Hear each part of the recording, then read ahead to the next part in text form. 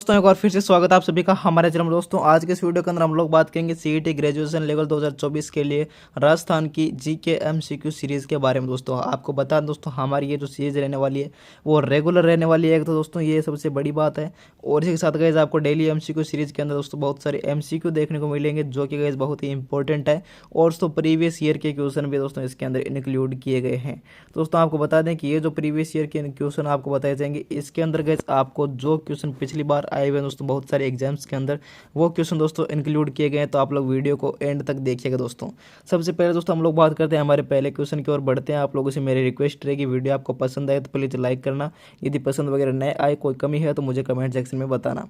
चलिए गाइस हमारा सबसे पहला क्वेश्चन देखिए, राजस्थान के धरातलीय स्वरूपों के संबंध में निम्नलिखित में से कौन सा कथन यहाँ पर गलत है। दोस्तों ये बात इंपॉर्टेंट है।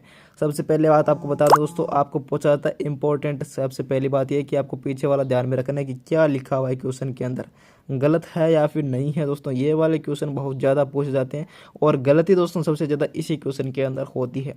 तो चलिए गाइज बात करते हैं यहाँ पर राजस्थान के धरातलीय स्वरूप, यानी गाइज राजस्थान का धरातल का स्वरूप है।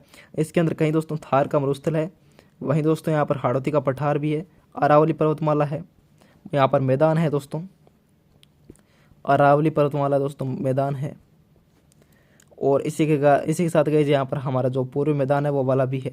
तो गाइज ये जो प्रदेश है वो अलग अलग यहाँ पर हिस्से हैं। आपको पता है दोस्तों पृथ्वी के कुछ हिस्से थे, गोंडवाना लैंड और अंगारा लैंड, वहाँ से दोस्तों यहाँ पर बताया जाता है। तो यहाँ पर देखिए हमारा क्वेश्चन क्या है कि धरातलीय स्वरूपों के संबंध में कौन सा कथन गलत है। तो पश्चिम बालू का मैदान तैतीस सागर का अवशेष है। पश्चिम दोस्तों बालू का मैदान है वो 33 सागर का अवशेष है, ये वाला हमसे पूछा गया।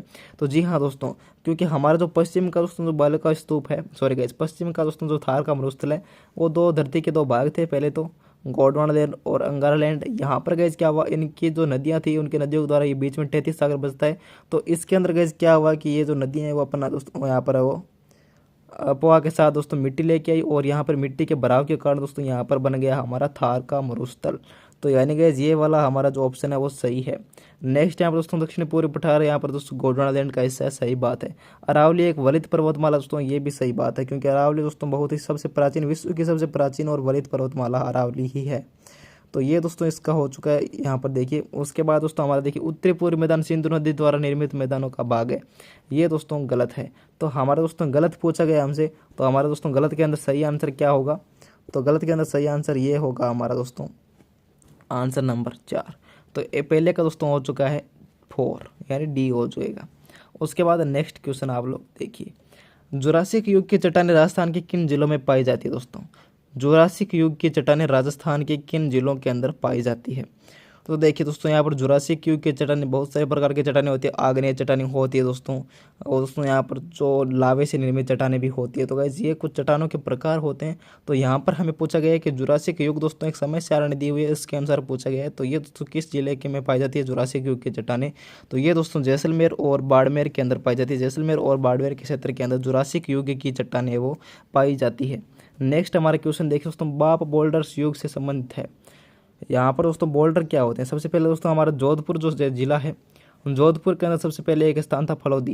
दोस्तों जो फलोदी स्थान है यहाँ पर गैस क्या होता है कि कुछ गोल पत्थर पाए गए हैं, गोल पत्थर। तो इन दोस्तों गोल पत्थर को बोलते हैं बोल्डर्स। दोस्तों ये जो पत्थर है वो पहले यहाँ पर दोस्तों पश्चिम क्षेत्र के अंदर नदियाँ बहती थी, इन नदियों के साथ दोस्तों आए हुए हैं और दोस्तों ये गोल हो चुके हैं, ऐसा बताया जा रहा है। दोस्तों इनको बोलते हैं बोल्डर्स। तो यहाँ पर दोस्तों देखिए जो बाप बोल्डर है वो किस युग से संबंधित है। तो इसका आंसर हो जाएगा दोस्तों कार्बोनीफेरस युग। तो हमारा जो कार्बोनीफेरस युग है इससे संबंधित है हमारा बाप बोल्डर। नेक्स्ट दोस्तों यहाँ पर क्वेश्चन देखिए, यहाँ पर राजस्थान में प्री कैम्बियन चट्टानों का आधारभूत वर्णन किसने किया था। दोस्तों जो प्री कैम्बियन चट्टानें पाई जाती है प्री कैम्बियन काल के, उनका आधारभूत वर्णन किया था एम हेरोन महोदय ने। एम हेरोन महोदय ने इसका दोस्तों वर्णन है वो सबसे पहले किया था। उसके बाद नेक्स्ट क्वेश्चन देखिए, राजस्थान की मरुस्थल बालू का प्रमुख स्रोत निम्न में से क्या है। चलिए गाइस ये वाला आप लोग देखिए, प्राचीन नदियों द्वारा लाई गई मिट्टी, सतपुड़ा पर्वत के कण, चंबल नदी द्वारा लाई गई मिट्टी, बनास नदी द्वारा लाई गई मिट्टी।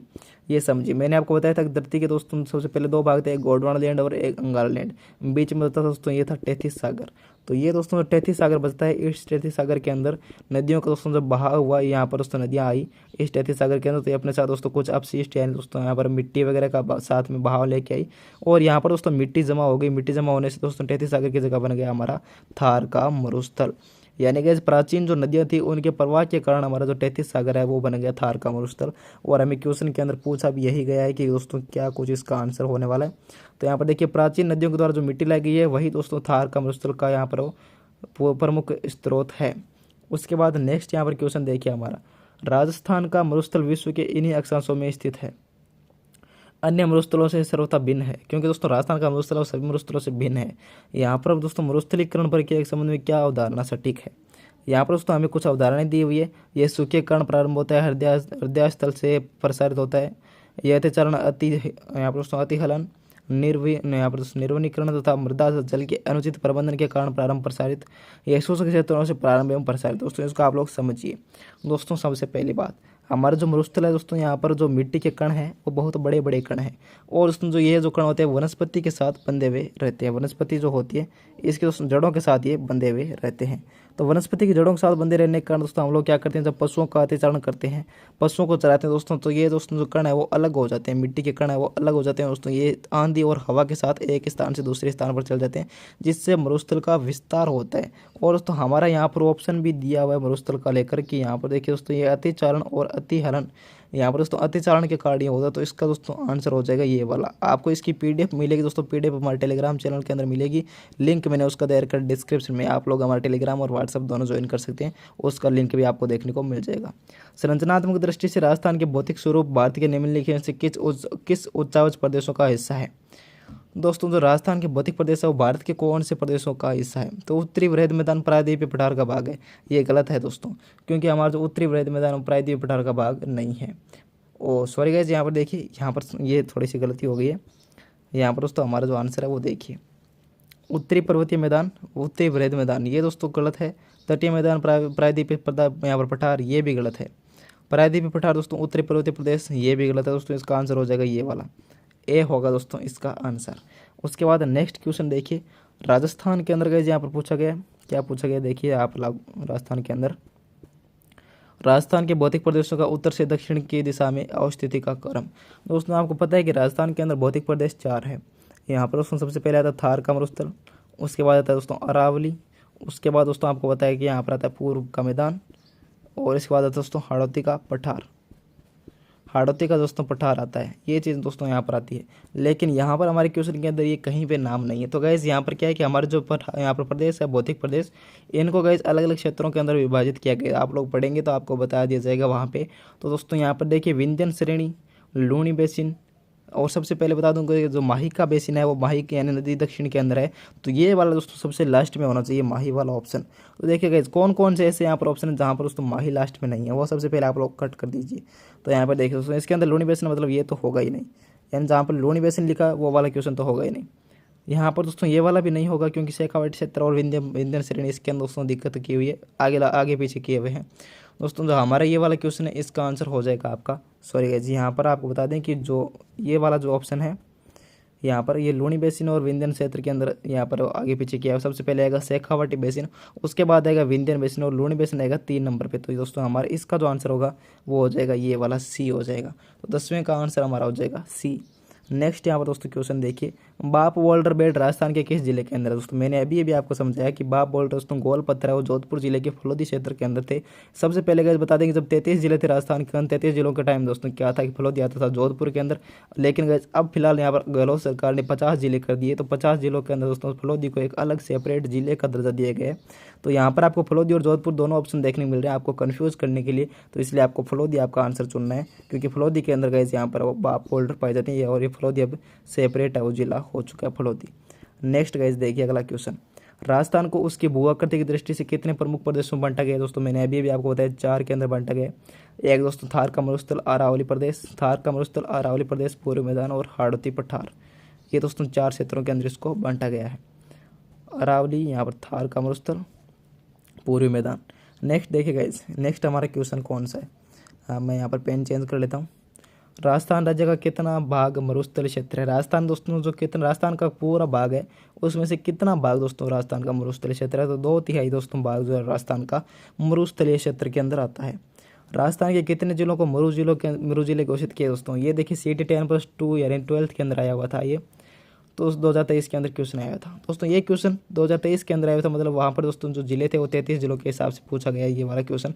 तो इसका दोस्तों आंसर मैं आपको बता देता हूँ, लेकिन ये क्वेश्चन अभी दोस्तों सही नहीं है। तो यहाँ पर दोस्तों इसका आंसर होगा उस 33 जिलों के हिसाब से 12, लेकिन फिलहाल इसको आप लोग छोड़ दीजिए। भू आकृति की दृष्टि से राजस्थान को कितने उप क्षेत्रों में बांटा गया है दोस्तों? ये उप क्षेत्र है 12 दोस्तों। भू आकृति के हिसाब से राजस्थान को 12 उप क्षेत्रों के अंदर बांटा गया है। यहाँ पर दोस्तों थार के मरुस्थल को 2 के अंदर बांटा गया है, वहीं दोस्तों यहाँ पर 4, यहाँ पर लूणी, यहाँ पर दोस्तों तो तोरावट्टी बेसिन, ऐसे करके दोस्तों 4 वो वाले बेसिन अलग कर दिए गए। इसलिए दोस्तों पूरी तरीके से इसको 12 यहाँ पर अलग उप विभागों में बांटा गया, उप क्षेत्रों के अंदर बांटा गया है। नेक्स्ट क्वेश्चन देखिए, निम्न में से राजस्थान के बांगर प्रदेश का भाग नहीं है। राजस्थान के बांगर प्रदेश का भाग दोस्तों, बांगर क्या होता है? नदियों के द्वारा जो जलोढ़ मिट्टी लाई गई है दोस्तों, उन जलोढ़ मिट्टी के द्वारा दोस्तों जो यहाँ पर मैदान का निर्माण होता है उनको बोलते हैं बांगर। अब दोस्तों जो नई मिट्टी होती है उसको बांगर, और दोस्तों खादर आपको नाम 2 सुने होंगे दोस्तों। शेखावाटी क्षेत्र, यहाँ पर Shekhawati basin, Ghaggar basin, Banas basin, Godwar basin. Bangar प्रदेश का भाग कौन सा नहीं है दोस्तों? वो हमसे पूछा गया है। तो यहाँ पे देखिए दोस्तों, यहाँ पर शेखावाटी, घग्गर और दोस्तों ये जो है वो आप लोग समझ सकते हैं ये वाले क्षेत्र है वो बांगर प्रदेश का भाग है। लेकिन गोडवाड़ बेसिन दोस्तों ये वाला बांगर प्रदेश का भाग नहीं है। इसका आंसर ये वाला होगा, डी हो जाएगा इसका आंसर। नेक्स्ट यहाँ पर दोस्तों क्वेश्चन हमारा देखिए, निम्नलिखित में से कौन सा राजस्थान के अर्ध शुष्क मैदानी प्रदेश भौतिक प्रदेश में सम्मिलित नहीं है? अर्ध शुष्क और दोस्तों शुष्क। तो यहाँ पर देखिएगा हमारा जो क्वेश्चन पूछा गया है यहाँ पर 18वें का आंसर क्या होगा?